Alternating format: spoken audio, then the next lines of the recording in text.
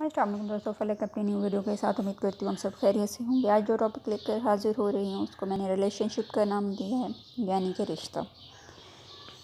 रिश्ता असल में होता क्या है? बहुत से लोगों के दिलो दिमाग में शायद ये बहुत बड़ी गलतफहमी है कि रिश्ते का मतलब है साथ रहना, घूमना फिरना, बातें करना और बहुत सारा प्यार। नहीं, ये बचपन की डेफिनेशन अपने दिलो दिमाग से निकाल कर थोड़ा सा गहराई में सोचने की कोशिश करें। रिश्ते का मतलब सिर्फ ये नहीं होता, एक दूसरे की खुशियों को बांटना होता है, एक दूसरे की मदद करना होता है हर सूरत हाल में, हर बुरे से बुरे और अच्छे से अच्छे वक्त में एक दूसरे का साथ निभाना होता है, एक दूसरे की छोटी छोटी चीज़ों का ख्याल रखना होता है, परवाह करना होता है, अपनी सोच, अपने ख्वाब, अपनी खुशियाँ बांटने का नाम होता है, एक भरोसा, एक यकीन होता है। बहुत ही मजबूत। सिर्फ वक्त पास करने का नाम रिश्ता नहीं होता। सिर्फ वक्त पास करने के लिए रिश्ता कायम नहीं किया जाता।